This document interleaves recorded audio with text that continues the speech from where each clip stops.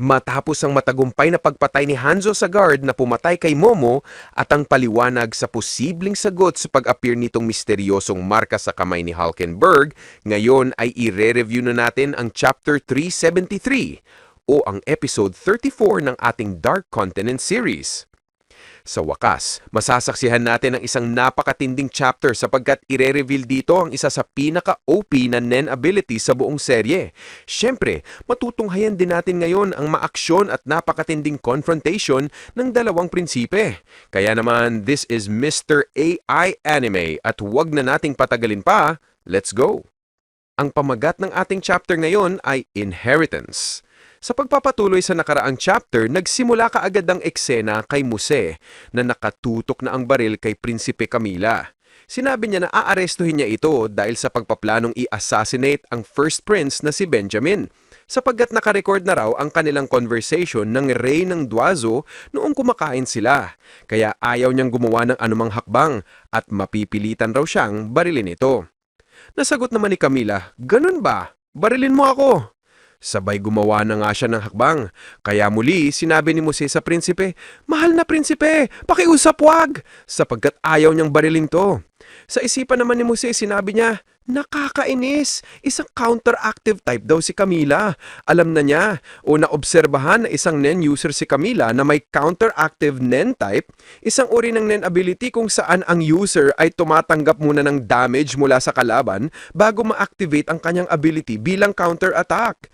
Usually, the more damage na nare-receive ng user mula sa kalaban, the more nagiging malakas ang kanyang counter-attack.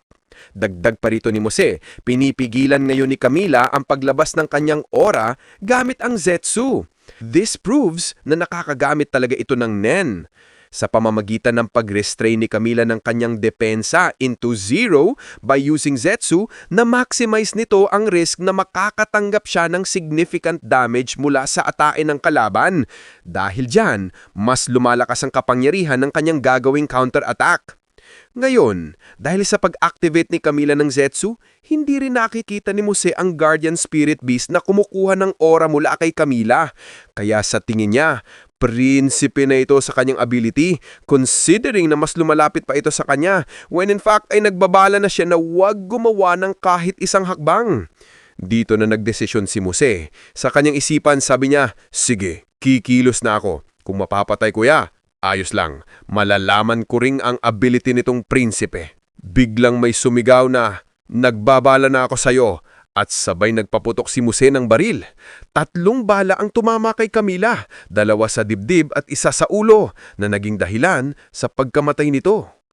Maya-maya pa, narinig ng mga guards ni Camila ang putok ng baril kaya nagkagulo sa loob. Nakalock pala ang pinto kaya hindi sila makalabas sa pinanggalingan ng gunshot. Matapos niyan, makikita ang patay na si Camila. Sa isipan naman ni Muse, sinabi niya, "Napatay na siya! Hindi ko pa pwedeng ibaba ang aking depensa. Tutuparin ko muna ang aking kondisyon." Kaya nilapitan niya ang prinsipe at hinawakan ang leeg nito gamit ang kamay na may misteryosong marka. Nagulat si Muse sa kanyang nararamdaman at out of nowhere, biglang lumitaw ang isang napakalaking kakaibang pusa sa likuran niya. Nakangiti ito at kaagad naman nakaramdam si Muse ng takot. Kaya mabilis niyang tinignan kung ano ito. Subalit huli na dahil bigla naman siyang dinakip ng pusa. Gamit ang mga kamay nito, dinurog-durog at parang minamasa ang katawan ni Muse. Habang ginagawa niya iyon, makikita na lumulubo ang dulo ng buntot ng pusa. Pagkatapos nito, tuluyan nang nadurog ang katawan ni Muse at tila ba'y na-transfer ang remains nito sa dulo ng buntot. Makikita sa dulo ng buntot na ngayoy puno na ng white substance dahil sa ginawa nito kay Muse. Ang white liquid na iyon ay ibinuhos naman ng pusa sa bibig ng bangkay ni Camila at pinaubos niya ito. Maya-maya pa, biglang humilom ang gunshot wound ni Camila sa kanyang noo at nagising na rin siya. Dahil dito, completely nabuhay muli si Camila. Dito na ipinaliwanag kung ano ang nangyayari. Ayon dito, ang pusang biglang nag-appear ay isa palang counteracting Nen beast ni Camila na may pangalang The Cat Who Lived a Million Times. Ang Nen beast na ito, mga kaibigan, ay naa-access din ni Camila.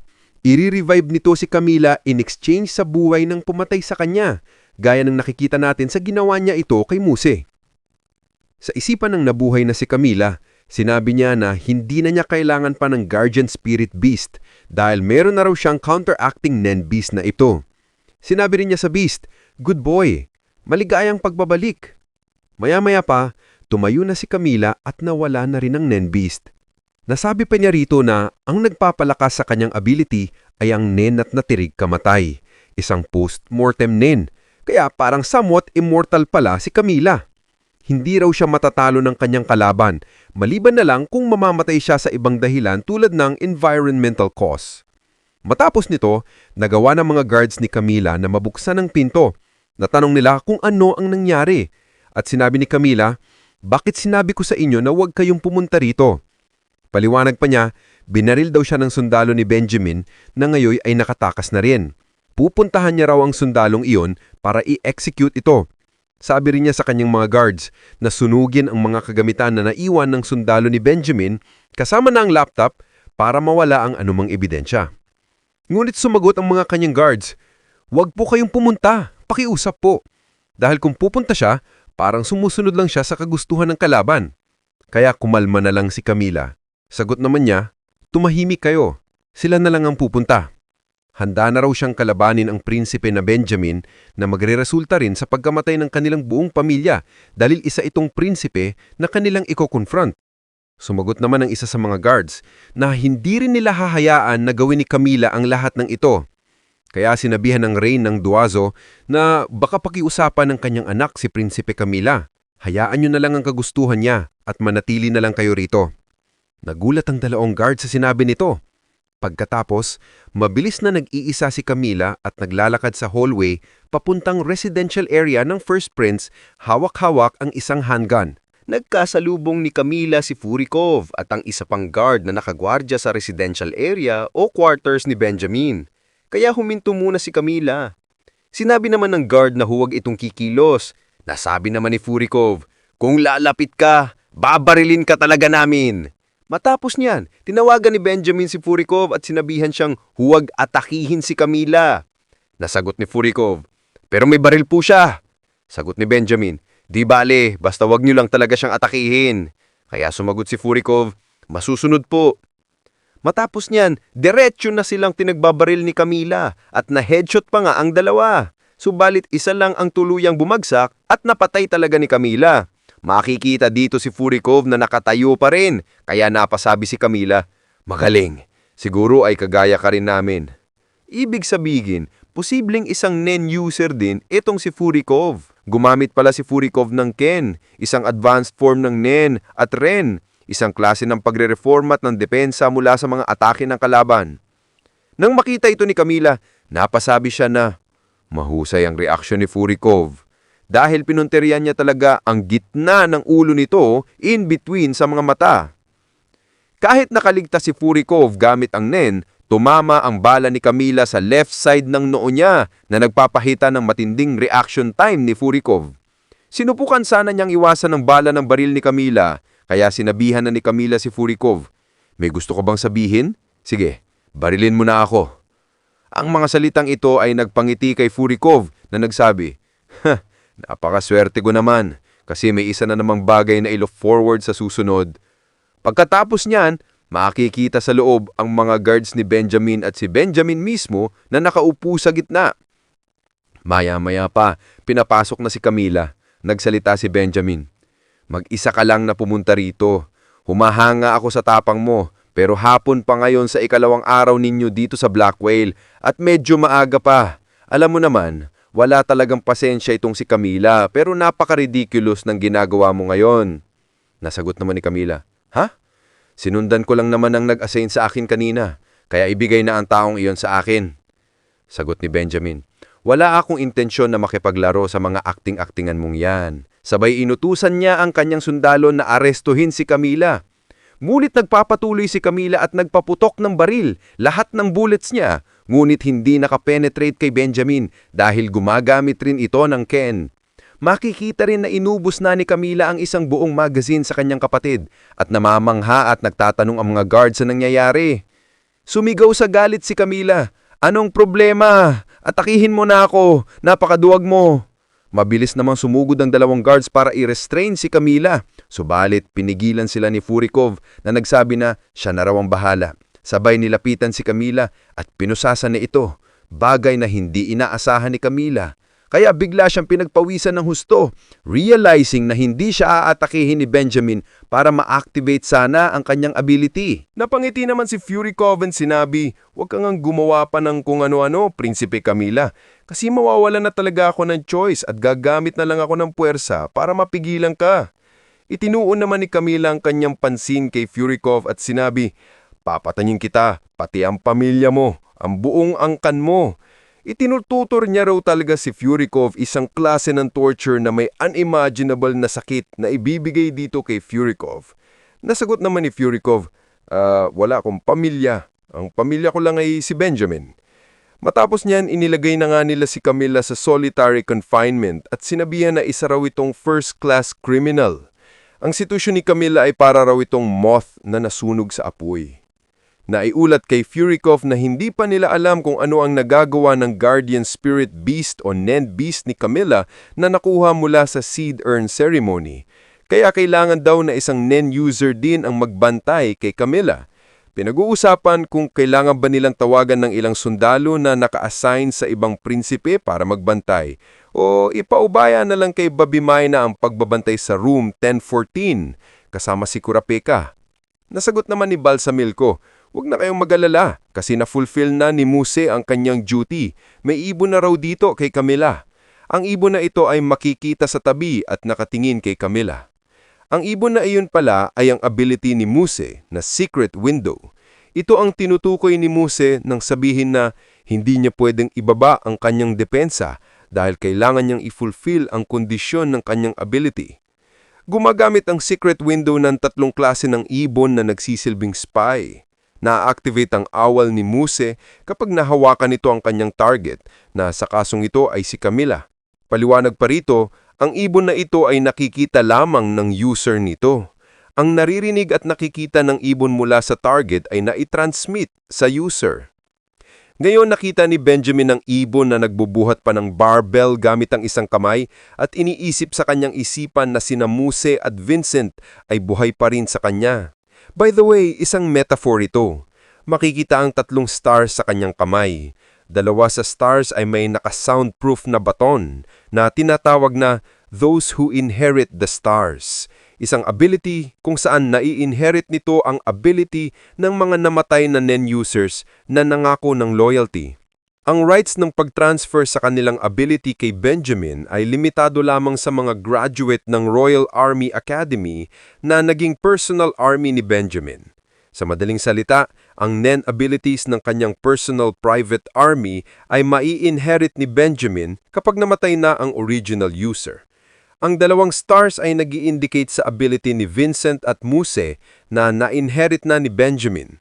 Ang isa pang star ay walang kaugnayan sa kanya pero nagagamit niya.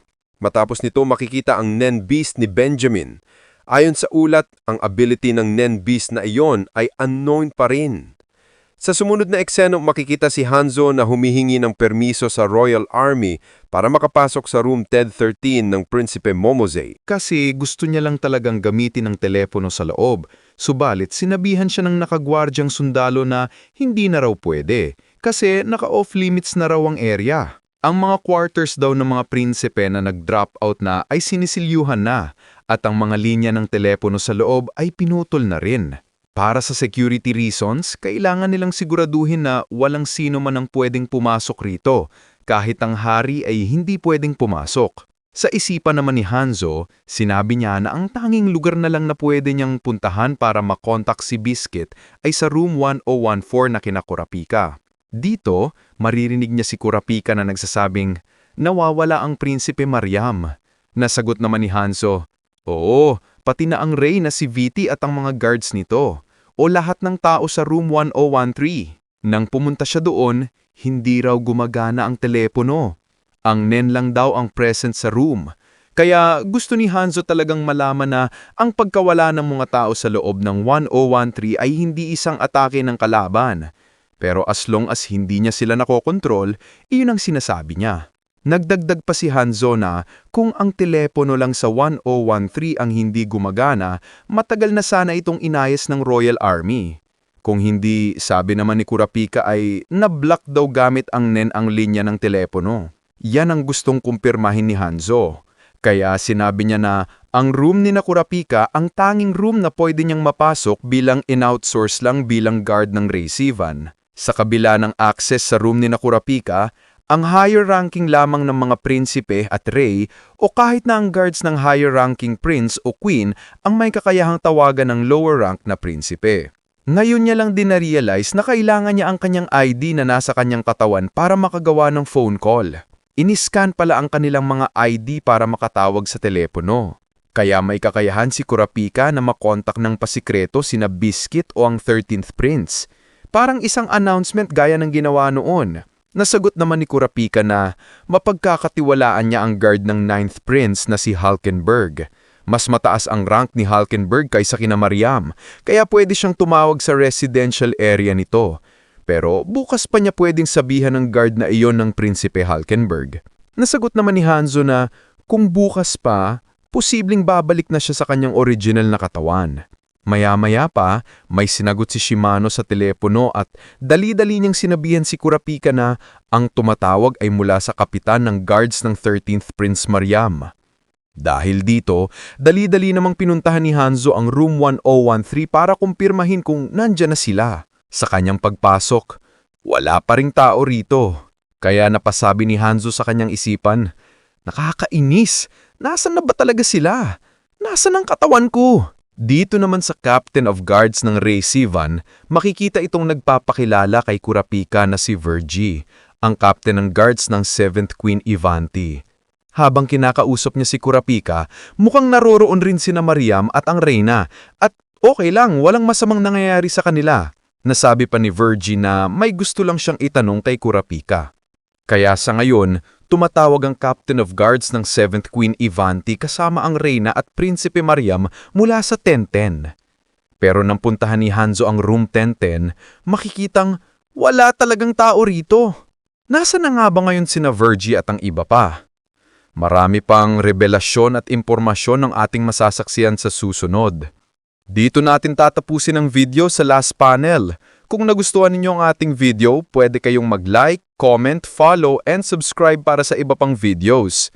Maraming salamat! This is Mr. AI Anime, and see you guys again on my next video.